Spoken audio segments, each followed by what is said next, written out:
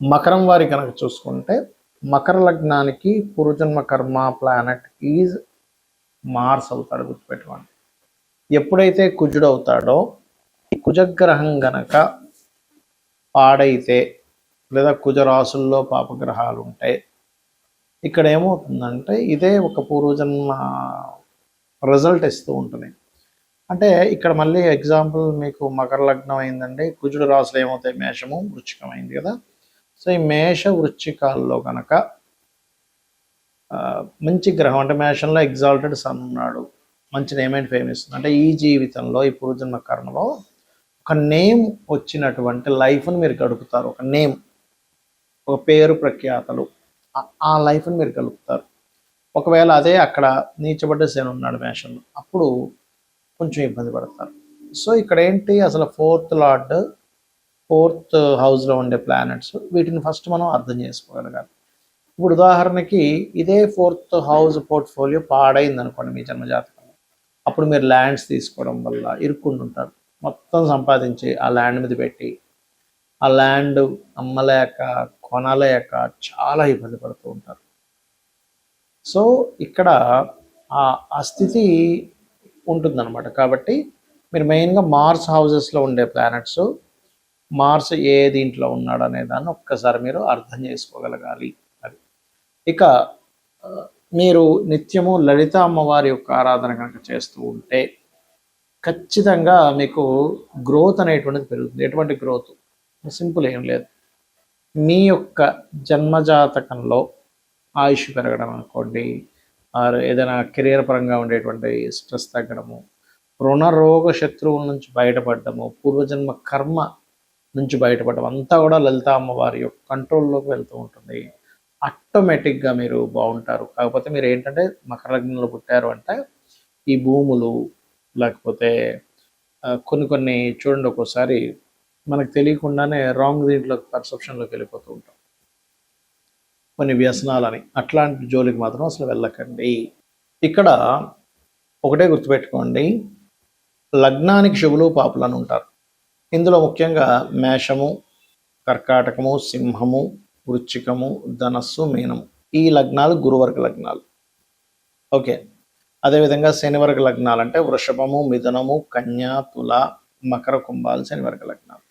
ఇందులో మీద ఏ లగ్నం అయితే ఆ లగ్నానికి శుభులు పాపులను వేరువేరుగా ఉంటారు. అంటే శనివర్గ లగ్నాలకేమో శని, శుక్ర, బుధ, రాహువు శుభులు అవుతారు. గురువర్గ లగ్నాలని చెప్పుకున్నాను కదా, నేను మీకు చెప్పాను కదా, ఏది మేషము, కర్కాటకము, సింహము, వృశ్చికము, ధనుర్మీన లగ్నాలు. వీళ్ళకి శుభులు ఎవరు సర్వసాధారణంగా అంటే వీళ్ళకి శుభులు చూసుకుంటే కనుక గురువు, కుజుడు, రవి, కేతువు, అదేవిధంగా చంద్రుడు. అయితే ఈ చంద్రుడు కనుక క్షీణచంద్రుడు అయితే శనివర్గ లగ్నాలకు శుభుడవుతాడు, పూర్ణచంద్రుడు అయితే గురువర్గ లగ్నాలకు శుభుడవుతాడు. ఇది క్షీణచంద్ర పూర్ణచంద్ర బట్టి మారిపోతూ ఉంటుంది. రైట్. అయితే ఇక్కడ ప్రధానంగా ఏంటంటే ఈ గ్రహాలు ఏవైతే ఉన్నాయో, ఈ యొక్క గ్రహాల యొక్క స్థితిగతులు ఏవైతే ఉన్నాయో గుర్తుపెట్టుకోండి. ఈ స్థితిగతులు కనుక మీకు మంచి ఫలితాలు ఇస్తున్నాయి అంటే మీ యొక్క లగ్నం నుంచి మంచి ప్లేసెస్లో ఉన్నాయి. అంటే శుభగ్రహాలు అనుకోండి, ఉదాహరణకి మీకు సహజ శుభగ్రహాలు ఏంటి ఇందులో మళ్ళీ చూసుకుంటే గురువు, శుక్రుడు, బుధుడు, పూర్ణచంద్రుడు, వీళ్ళందరూ సహజ శుభగ్రహాలు అవుతాయి. వీళ్ళు కనుక కేంద్ర కోణాల్లో ఉంటే మీకు ఆటోమేటిక్గా ఆ లైఫ్ అంటే ఆ యొక్క మహాదశ సాఫీగా వెళ్ళిపోతుంది. మీరేం టెన్షన్ పడకూడదని మీరు నిర్ధారణ చేసుకోవాలి. మీ జాతకం మీరే చూసి నిర్ధారణ చేసుకోవచ్చు. అలా కాకుండా పాపగ్రహాలు కనుక కొంత కేంద్రాల్లో ఉంటే, అంటే కేంద్ర స్థానాలు, కోణ స్థానాలు అంటే ఏంటి, 1, 4, 7, 10, 5, 9, వీటిని పాపస్థానాలు అంటూ ఉంటారు. ఈ కేంద్ర కోణ స్థానాలు అంటూ ఉంటారు. ఇక్కడ కనుక పాపగ్రహాలు ఉంటాయి, ఇక్కడ కొంచెం ఆ యొక్క విషయాలు మీకు ఏ భావంలో ఉంటే ఆ భావ సంబంధమైనటువంటి విషయాల్లో ఇబ్బంది పడతారు. ఇది ప్రధానంగా గుర్తుపెట్టుకోండి. అలా కాకుండా పాపస్థానాల్లో పాపగ్రహాలు అంటే ఏంటి, 3వ స్థానము, 6వ స్థానము, అదేవిధంగా మనకి 11వ స్థానము, 8వ స్థానం, ఇవి మంచి ఫలితాలు ఇస్తాయి. అందులో ప్రధానంగా శని అష్టమంలో ఉండగా జన్మించిన వ్యక్తికి ఆయుష్ కూడా ఎక్కువగా ఉంటుంది, గుర్తుపెట్టుకోండి. అయితే ఇక్కడ ప్రధానంగా ఏంటంటే చాలామందికి ఒక జన్మజాతకంలో అంటే వారి యొక్క జాతకంలో, ఉదాహరణకి మీ యొక్క జాతకంలో ఈ మహాదశ ఒకటి జరుగుతుంది. దీన్ని రిజల్ట్ ఏమిస్తుంది అనే ఒక చిన్న సంశయం ఉంటుంది. సింపుల్ ఏం లేదు. అది ఏ భావాధిపతి అయ్యాడో తీసుకోండి. ఉదాహరణకి మేష లగ్నానికి 2వ అధిపతి శుక్రుడు, ధనాధిపతి. 7వ అధిపతి కూడా శుక్రుడు, వివాహాధిపతి. చతుర్థాధిపతి చంద్రుడు, రైట్. అండ్ అలాగే పంచమాధిపతి సంతాన కారకుడు, అష్టమాధిపతి ఆయుష్కి యాక్సిడెంట్స్కి కారకుడు, దశమాధిపతి శని కర్మకారకుడు, లేదా లాభాధిపతి తీసుకుంటే వ్యాపార కారకుడు. వీళ్ళ యొక్క రాసుల్లో ఏదైనా పాపగ్రహం ఉండి ఆ మహాదశ నడుస్తున్నప్పుడు, అంటే మీకు ఏదైనా ఒక మహాదశ నడుస్తూ ఆ మహాదశ స్థానంలో ఏదైనా ఒక పాపగ్రహం ఉన్నప్పుడు మీకది ఆ మహాదశ అనుకూలించకుండా ఇబ్బంది ఇస్తుందని మీరు అర్థం చేసుకోండి. అలా కాదండి, చక్కగా ఆ యొక్క రాశిలో శుభగ్రహం ఉంది, ఏమి టెన్షన్ పడక్కర్లా. అయితే ఇక్కడ ఏంటంటే ఒక్కొక్క లగ్నానికి పూర్వజన్మ కర్మ ఉంటుంది. మీ లగ్నానికి ఏంటి పూర్వజన్మ కర్మ కారకుడు అని చెప్పాను. అది మాత్రం పర్టికులర్గా కీన్గా అబ్జర్వ్ చేయాలి. ఎందుకంటే అదే అసలు మీరు అనుభవించాల్సిందే, అది దానికోసం వచ్చాం భూమి మీదకి. అది ఒక్కొక్కసారి మంచి కర్మ ఉంటుంది, ఒక్కోసారి మనం ఇబ్బంది పడే కర్మ ఉంటుంది, ఒక్కోసారి కొంతమందికి సేవ చేయాల్సిన కర్మ ఉంటుంది, కొంతమందికి రుణపడి వాటిని క్లియర్ చేసుకోవడానికి పుట్టిన కర్మ ఉంటుంది.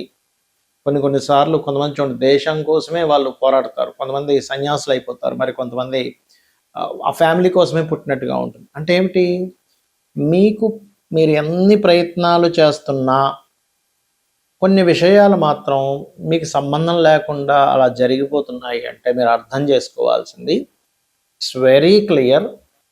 మీరు చక్కగా దాన్ని మీరు ఓకే ఇది నా కర్మలో ఉందన్నమాట అని దాన్ని మీరు ఒక దేవతా సంబంధించినటువంటి దైవ కార్యంగా భావించి దాన్ని మీరు యాక్సెప్ట్ చేసుకుంటూ అదొక దైవ కార్యంగా మీరు ఆ కర్మను అనుభవించుకు వెళ్ళిపోవడం కంటే ఇంకొకటి లేదు. మరి అలా అని ఎప్పుడు కష్టాల్లో ఉంటున్నానండి ఈ కర్మ అనుభవించాలంటే కష్టం ఏ గ్రహం వల్ల వస్తుందో తెలుసుకోండి. సహజంగా ఉండే కష్టం ఏమిటి, రుణము రోగము శత్రుత్వాలు. మెయిన్గా రుణాలు ఎక్కువగా ఉన్నాయి, ధనం లేదు, కష్టం. హెల్త్ ఇష్యూస్ ఉన్నాయండి, అదొక పెద్ద కష్టం. శత్రుత్వాలండి, ఆఫీస్లో శత్రువు, ఇంట్లో భర్తతో శత్రుత్వాలు, చుట్టాల్లో శత్రుత్వాలు, ఎక్కడికైనా వెళ్తే శత్రుత్వాలు, బండి మీద వెళ్తుంటే పక్కన ఉన్నాడు ఏదో అంటూ ఉంటాడు, నన్ను బస్సులో ఎక్కిన గొడవే, ప్రతిదీ గొడవే. అంటే మీకు ఎక్కడో మార్స్ భయంకరంగా పాడయ్యాడు. రుణాలు ఎక్కువగా ఉన్నాయంటే మెర్క్యూరీ బాగా పాడైపోయాడు మీ జాతకంలో, మీరు బాగా అర్థం చేసుకోండి. కెరియర్లో సెట్ అవ్వట్లేదంటే శని పాడయ్యాడు. అప్పుడు ఏం చేయండి, ఏ గ్రహం పాడైపోయిందో ఆ గ్రహానికి సంబంధించినటువంటి దానం ఇవ్వండి. సింపుల్, గుర్తుపెట్టుకోండి. అంటే ఇప్పుడు రవి పాడయ్యాడు గోధుమలు, చంద్రుడు పాడయ్యాడు బియ్యము, కుజుడు పాడయ్యాడు కందులు, బుధుడు పాడయ్యాడు పెసలు, గురువు పాడయ్యాడు శనగలు, శుక్రుడు పాడయ్యాడు బొబ్బర్లు, శని పాడయ్యాడు నువ్వులు, రాహు పాడయ్యాడు మీ జన్మజాతకంలో మినుములు, కేతు పాడయ్యాడు ఉలవలు దానంగా ఇవ్వండి. ఇక ఇక్కడ ప్రధానంగా ఏంటంటే మీరు ఈ ఆస్ట్రాలజీ అనేటువంటిది ఎందుకు చూసుకోవాలంటే మీకు ఒక గైడ్, మీకు ఒక రూట్ లాంటిది. తెలుసుకోకుండా ఏదో రూట్లోకి వెళ్ళిపోయాం, మన గమ్యం ఒక దగ్గరికి చేరుకోవాల్సింది ఇంకో దగ్గరికి వెళ్తున్నాం, అక్కడ రోడ్డు బ్లాక్ ఉంటుంది, మళ్ళీ వెనక్కి వచ్చి మళ్ళీ మన ప్రయాణం ప్రారంభించాలి. అంటే మన ప్రయాణము ఎక్కడా ఆగకుండా ప్రశాంతంగా వెళ్ళాలి అంటే మనకు రూట్ కరెక్ట్గా తెలియాలి. ఆ రూటు లొకేషను కరెక్ట్గా తెలిస్తే మన ప్రయాణం ఎలా అయితే సాఫీగా సాగుతుందో యాజ్ ఇట్ ఈజ్ ఆస్ట్రాలజీ కూడా ఏం చెప్తుంది అంటే చిన్నప్పటి నుంచి, పుట్టినప్పటి నుంచి ఎండింగ్ వరకు కూడా మీరు చిన్నప్పుడు హెల్త్ ఇష్యూ ఎదుర్కొంటున్నారంటే వాట్ ఈస్ ద రీజన్, దానికి రెమెడీ చేసుకోమని చెప్తాను. అలాగే ఎడ్యుకేషన్లో డిస్టర్బ్ అవుతుంది, లేకపోతే ఎడ్యుకేషన్ మీకు ఎక్కట్లేదు, లేకపోతే మీకు బిజినెస్ యోగాలు ఉన్నాయి, చదువుకొని ఏదో మీరు ఆఫీసర్ అవ్వాల్సింది, ఏదో కలెక్టర్ అయిపోవాల్సింది లేదు, మంచి బిజినెస్ మ్యాన్ అయ్యి ఇంకో 10 మందికి ఉద్యోగాలు ఇప్పించే యోగం ఉన్న జాతకం, అది మీకు ఒక క్లారిటీ ఇస్తుంది. అది కాకుండా మనం చూడండి కొన్నిసార్లు రాంగ్ పర్సన్ ఎంపిక చేసుకుంటాం, రాంగ్ డెస్టినీ, రాంగ్ బిజినెస్ ఎంపిక చేసుకుంటాం, రాంగ్ ఇన్వెస్ట్మెంట్స్ చేస్తాం. What is your right investment, what is your right destiny, మీ బిజినెస్ ఏమిటనే ఒక స్పష్టమైనటువంటి విషయాన్ని మీకు చెప్తుంది. అది నేను మీకు ఇందాక చెప్పినట్టుగా అది చెప్తుంది, కానీ ఒక్కొక్కసారి మనకి దశ